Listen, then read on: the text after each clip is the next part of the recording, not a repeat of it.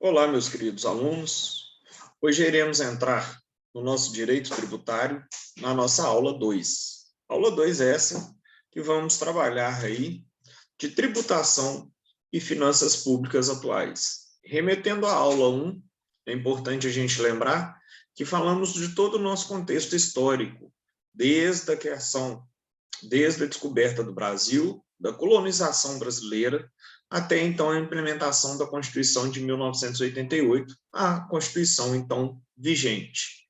Importante verificarmos e sabermos a respeito aí dessa Constituição então vigente, que foi a primeira vez que a Constituição brasileira trouxe uma preocupação essencial com direitos e garantias fundamentais.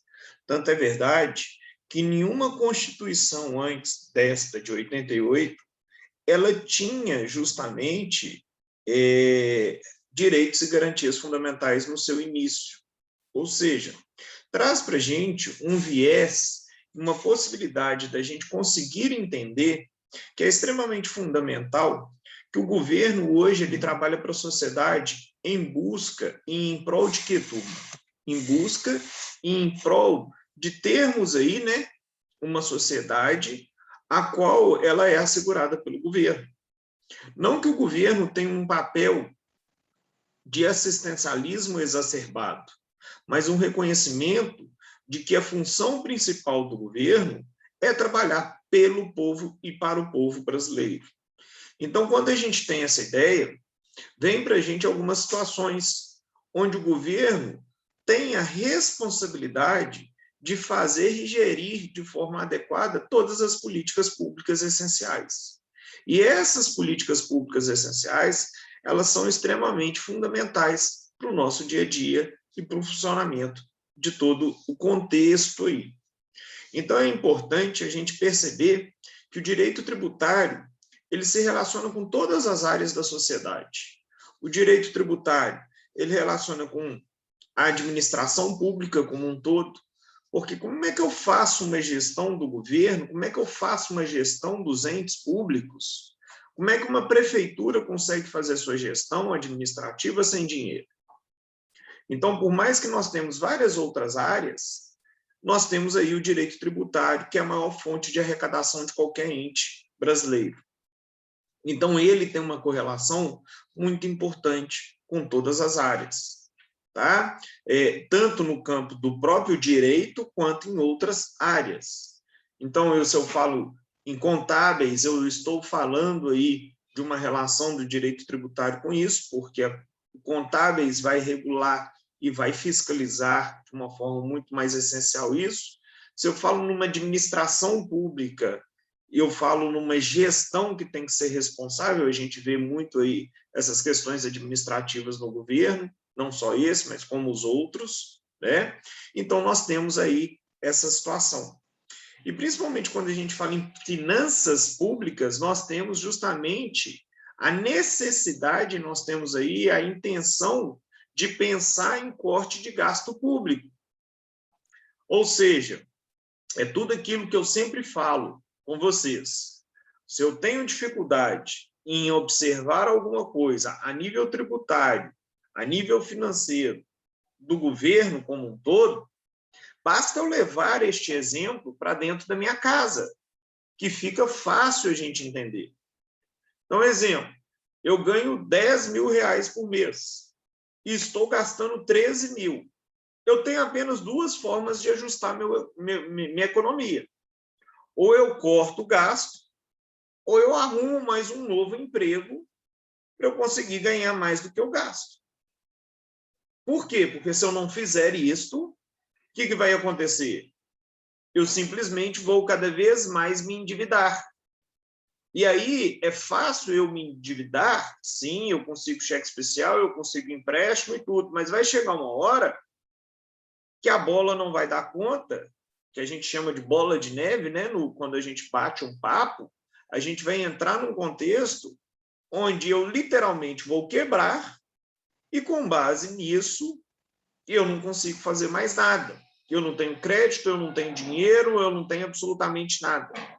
A mesma questão se dá a nível de governo, tanto municipal, estadual e federal, né?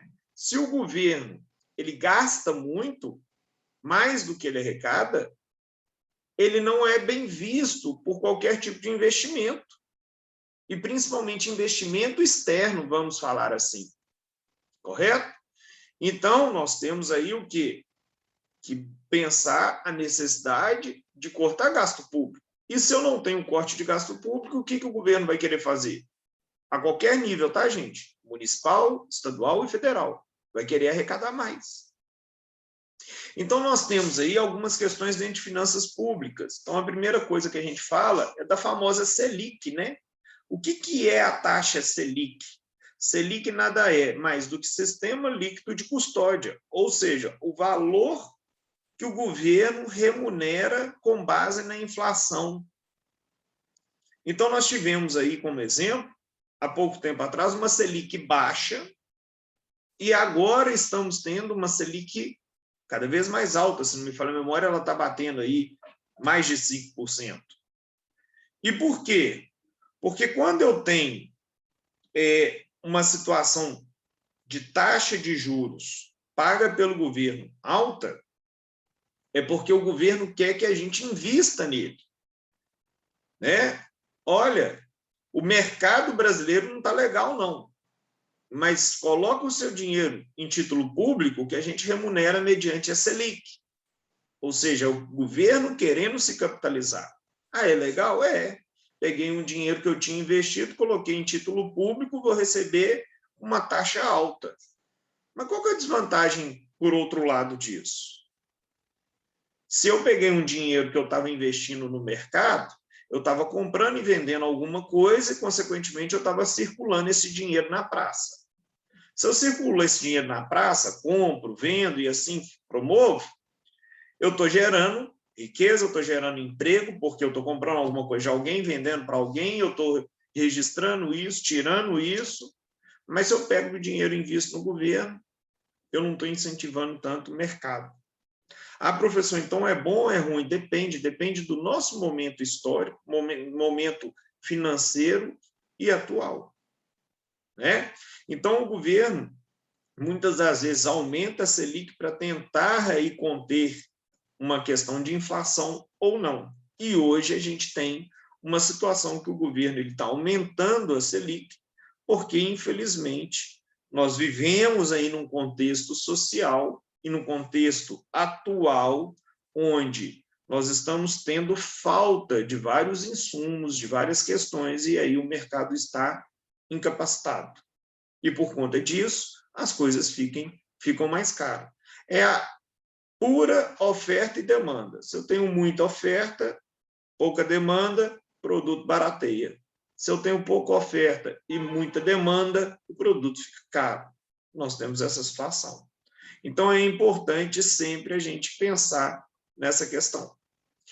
A questão da reforma tributária também é importante a gente falar, e estamos vivendo ela aí, essas aprovações e esses projetos de reforma tributária, ela é extremamente essencial e bacana para a gente tentar aí melhorar essa distribuição e a regularização acerca de reforma tributária. Então, quando falar de reforma tributária, vamos esperar ver aí o que vamos ter de aprovação de reforma tributária para a gente ter uma melhor contextualização dessa sistemática. Tá? É importante a gente falar um pouquinho de todos os tributos que a gente tem.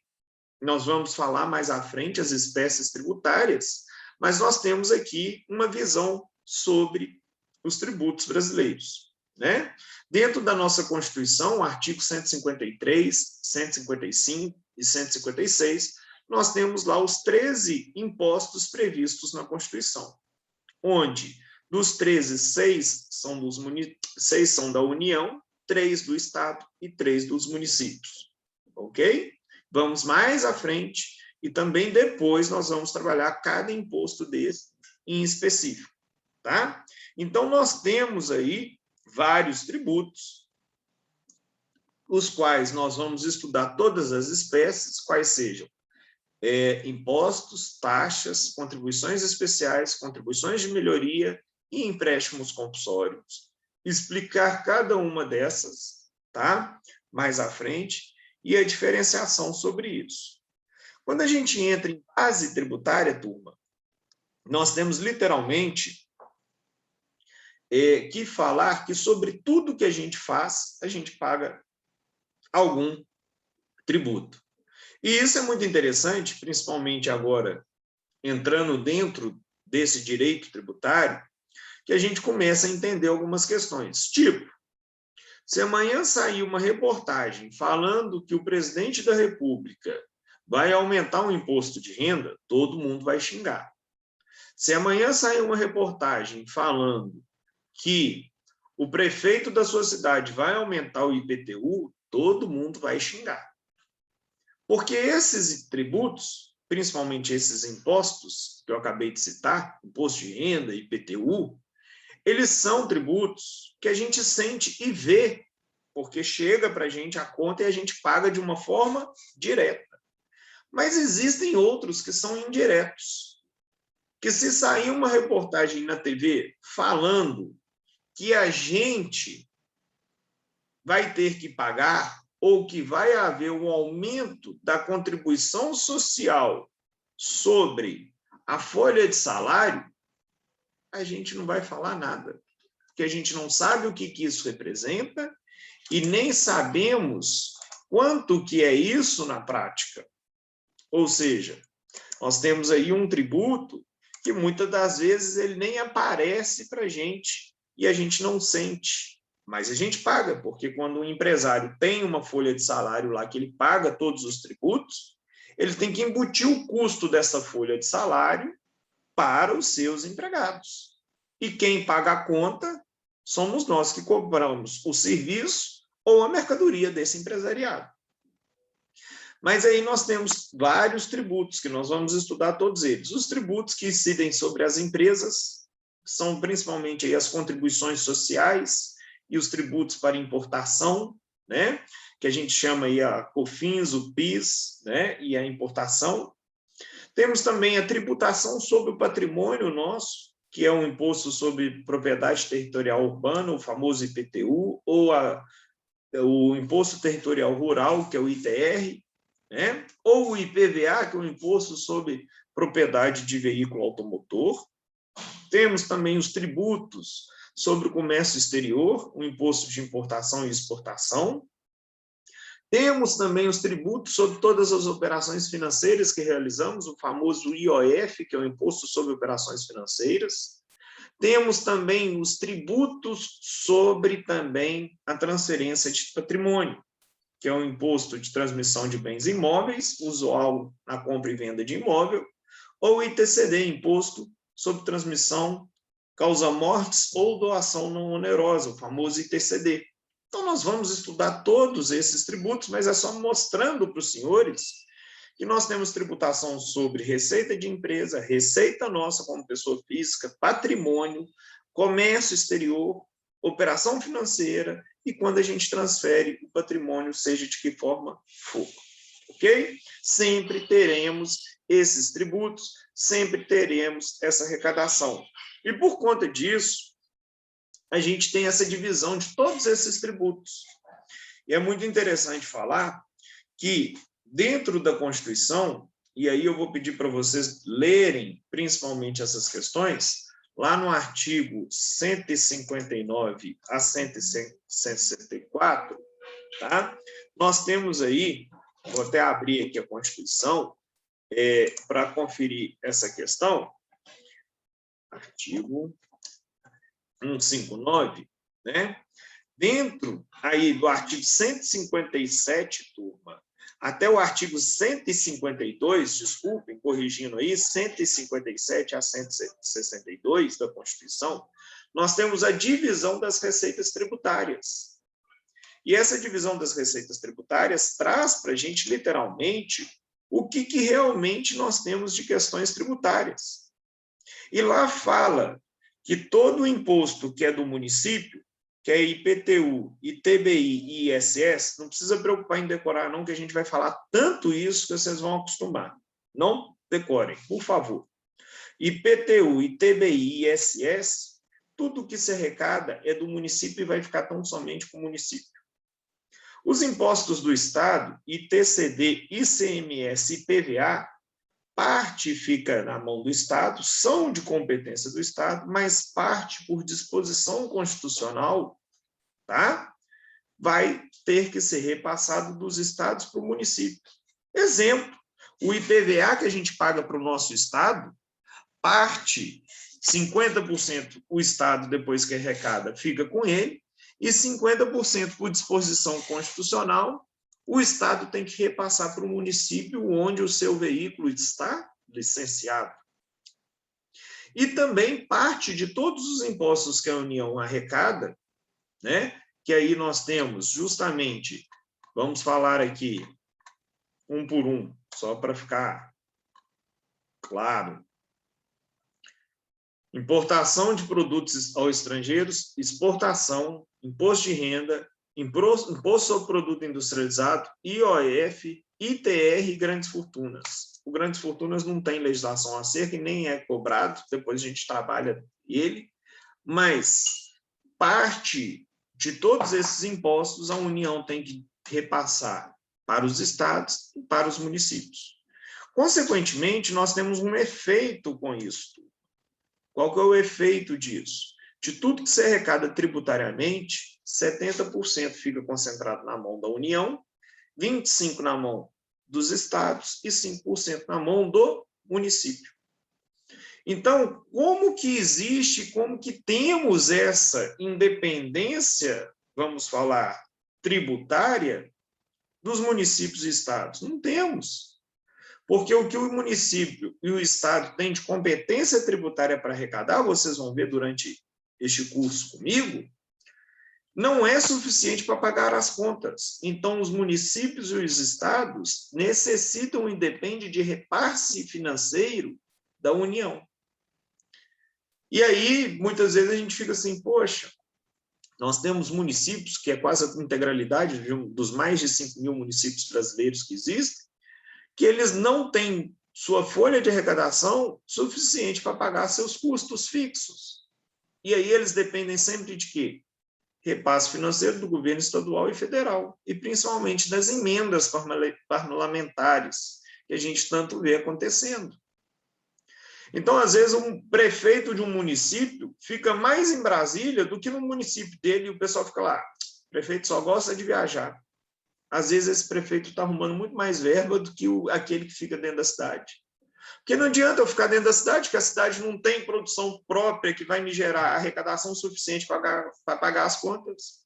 E aí, infelizmente, esse prefeito tem que ficar lá em Brasília pedindo um bênção para os deputados federais, para os senadores e para o presidente da República para conseguir repasse financeiro e verba pública para fazer a gestão do seu estado ou do seu município, tá? A depender de qual patamar estivermos falando aí. Então, essa arrecadação tributária fica muito evidente aí, e eu coloco como exemplo no material para vocês a arrecadação tributária que temos, né? Além disso, essa carga tributária hoje, para a gente, ela é extremamente assustadora, porque ela chega aí já a 35% do nosso produto interno bruto. Produto interno bruto nada mais é, turma, do que aquilo que a gente produz durante um ano, tá? E sobre aquilo que a gente produz e comercializa, o que a gente paga. Então, por isso que quando a gente faz uma planilha de ver o que a gente tem de custo de conta de família, o que eu ganho de salário, o que tem de dedução de tributária desse salário, o que sobra o líquido e o que eu pago de conta e o que tem de tributo nessas contas, muitas das vezes ultrapassam o limiar, o percentual de 27,5% do imposto de renda, que é a alíquota máxima. Quem dera se o nosso problema fosse falar em 27,5% de imposto de renda, seria muito tranquilo, mas não, quando vocês pegam as contas e analisam as contas que nós temos no dia a dia, a gente vê, exemplo clássico, no estado de Minas Gerais, eu tenho uma alíquota de 30% sobre a nossa conta de luz, só de um tributo. Ou seja, existem várias outras questões. Vai abastecer, pega uma notinha no posto de gasolina, né? Você pega a notinha e vai ver lá que 50% do seu combustível é de tributo estadual e federal. Então, quem dera se o problema fosse apenas o famoso imposto de renda. Então, nós temos essa carga tributária extremamente alta. Uma outra situação que é muito interessante a gente falar é de um tributo que a gente vai explicar mais à frente, que são as famosas contribuições, e dentro dessas contribuições nós temos a contribuição de intervenção no domínio econômico, as famosas CITs. Eu vou tentar de uma forma clara aqui, e muito simples, é claro que é muito mais complexo que isso, mostrar para vocês como que essas CIDs acontecem. O próprio nome já fala, eu vou pagar, eu vou contribuir, mas essa contribuição é de intervenção no domínio econômico, que é a famosa CID. E uma CID muito interessante para a gente entender aí é a CID combustível, ou seja, sobre o combustível nós temos aí, né, uma situação a qual a gente paga uma contribuição mais os tributos, outros lá incidentes. E aí muitas vezes a gente assiste uma reportagem a qual a gente não consegue entender ou não acredita, que são as reportagens lá que falam assim, nos Estados Unidos o preço do combustível é regulado pelo preço internacional do barril de petróleo. E no Brasil não acontece nada disso. E aí, quando o barril de petróleo está muito alto, a gasolina nossa fica muito cara, e quando o barril de petróleo internacional está muito baixo, a nossa gasolina se abaixa um pouco. Certo? Certo. Mas por que disso? Porque dentro do nosso combustível nós temos a famosa contribuição de intervenção no domínio econômico, que é como se fosse uma gordura. Explica isso melhor, professor. Vamos lá.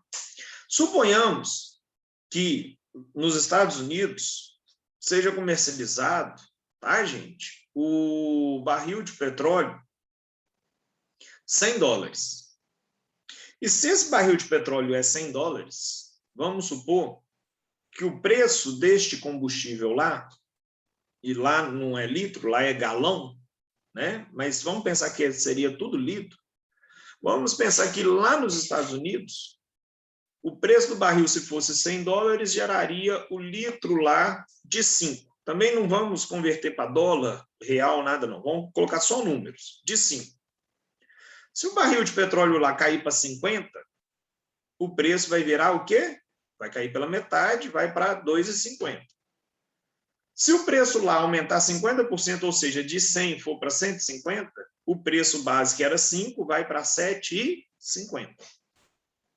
E no Brasil é assim? Não. Vamos supor que o preço do barril de petróleo é 100 e no Brasil o preço na bomba é 5. Se o preço do barril de petróleo cair para 50, vamos pagar 2,50? Não. Por que não? Porque dentro desses 5 existe, vamos falar assim, uma contribuição de intervenção no domínio econômico, que vamos falar que dentro desses 5 essa contribuição era de 1. Tá? E aí, se o preço do custo de 100 cai para 50, o governo pode até autorizar baixar um pouco, que, ou seja, o custo, vamos falar, eu tenho 1 de contribuição, vamos supor que o custo seria 4, mas existem outros tributos, tá, turma? Então, vamos supor que o custo era 4 e o tributo aqui, a contribuição, 1. Se o custo cai pela metade, de 4 vai para 2, em tese, e essa contribuição continuaria 1, em tese, eu ficaria com o quê? Com 3. E o preço cai para 3? Não. Mas ele cai um pouquinho, vamos supor, para 4,50. Por quê? Porque o governo aumenta a arrecadação de contribuição de intervenção no domínio econômico quando o preço do barril de petróleo internacional está muito baixo. Para quê? Para conseguir arrecadar mais. Então, em vez dele arrecadar 1, ele vai arrecadar 2,50 nesse caso. Só que a mesma forma acontece ao contrário. Se o barril era 100, gerou um preço de 5 e desses 5 eu só tinha 1, o que acontece? Quando ele vai para 150, o certo era ir para 7,50. Mas ele não vai para 7,50, ele não aumenta 50%. Por que no Brasil isso não pode? Porque toda a nossa malha é uma malha rodoviária. e tudo que eu mexer no preço do combustível, eu vou acelerar a inflação brasileira de uma forma muito violenta. Então, ele vai continuar 5? Não, ele vai para uns 6,50. Mas aí a contribuição que a gente pagava, que era de 1, ela vai para 0. Ou seja, eu queimei essa gordura. Para quê? Para não deixar a inflação aumentar demais no Brasil. Então, nós temos essa problemática. Então, por isso que nós temos a famosa contribuição de intervenção no domínio econômico. Eu estou intervindo na economia de forma a manter ela equilibrada, ou seja, não deixar os juros disparar demais ou cair demais também. Então, para isso que a gente tem esse tipo de contribuição. Então, é a famosa gordura, que ora a gente aumenta ela e ora a gente queima ela toda. Assim funciona no Brasil. Ok? Para vocês entenderem aí essa situação acerca de tributação e de algumas contribuições e alguns ajustes econômicos que é feito pelo governo federal. Outra situação, turma, é justamente quando a gente fala, né? A gente arrecada tudo, sobre tudo que a gente arrecada, a gente tem o PIB brasileiro, que é o Produto Interno Bruto, e sobre esse PIB a gente tem aí a balança comercial, que ela pode dar positiva ou negativa. Eu expliquei isso, se não me falha a memória, na aula anterior. Positivo é quando a gente vende para fora muito mais do que compra de fora. Graças a Deus, o agro no Brasil é responsável por sempre termos a balança positiva. Infelizmente, a gente exporta muito agro e importa muita tecnologia. Mas a gente é um país com viés de agro e de exploração e sempre vamos continuar sendo, pelo menos com as políticas de anos e anos que temos, tá? Mas a nossa balança comercial ela é positiva, porque a gente vende muito mais para fora do que compra muito mais de fora para dentro. Ou seja, tem mais dinheiro entrando dentro do Brasil do que dinheiro saindo do Brasil. E aí, sobre isso tudo que a gente produz, a gente tributa. E sobre esse tributo, a gente tem aí o nosso PIB brasileiro, nossa produção interna bruta, e sobre esse PIB a gente tem uma carga tributária que hoje é de mais ou menos 35%, que todo ano a gente trabalha quase 5 meses do ano, para não falar a verdade, 5 meses do ano, só pagando tributo. Tudo que você trabalha até maio, paga tributo. A partir de final de maio, você já está como se você, aquilo ali que você produzia, se recebesse, se tivesse, é só seu. Essa é a sistemática, essa é a lógica do nosso sistema tributário. Ok? Então, essa é a situação. Só que, sobre tudo que o Brasil arrecada, eu tenho um superávit primário, que é cada vez arrecadar mais. Só que aí o Brasil arrecada tudo, ele tem que pagar o quê? As contas dele. Quando ele consegue pagar todas as contas e o dinheiro sobra, é porque a gente está em superávit primário. Só que, quando sobra dinheiro e eu ainda tenho que pagar meus juros de dívida pública e não tem dinheiro, eu fico em déficit nominal. Então, por isso que o Brasil, há muitos anos, está com déficit.